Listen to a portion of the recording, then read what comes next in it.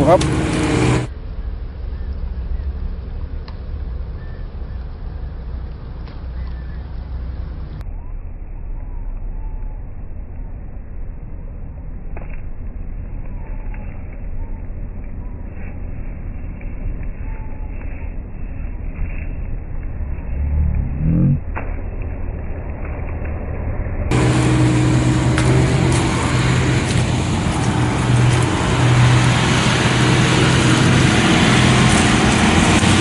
โอ้ยหลุด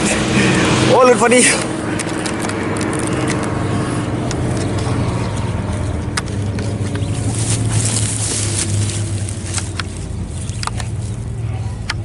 หลุดพอดีหลุดตอนขึ้นฝั่งเปิดครับ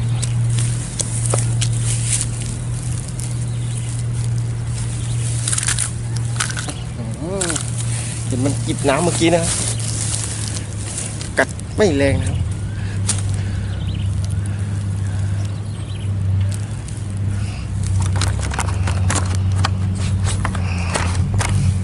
โดดแจ็คโซนครับ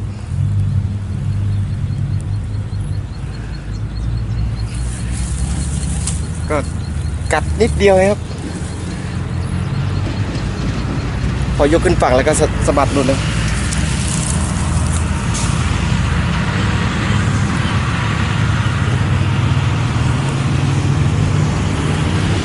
โอเคครับฝากไว้ด้วยนะครับนี่เขากำลังทำงานครับมันเป็นเขตก่อสร้างนะครับสุดยอดครับ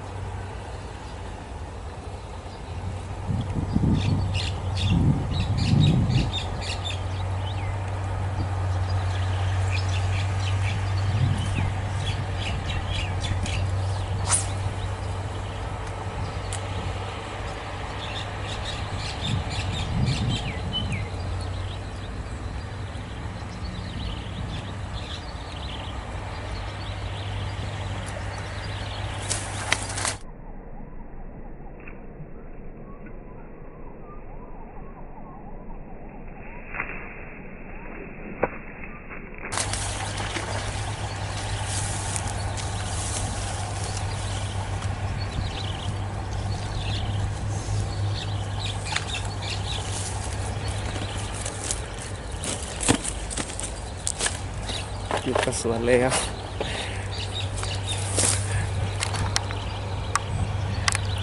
ก็เป็นกบยางเก็กโซนครับ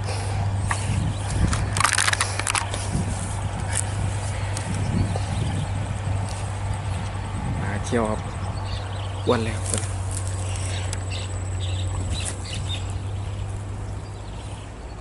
ยางเก็กโซนครับสีแดงครับ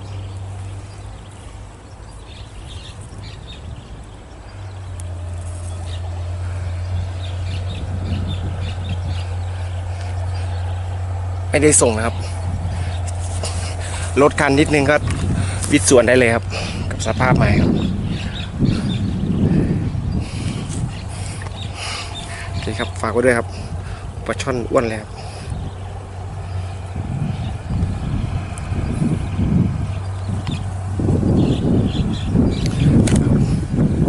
สุดยอดครับ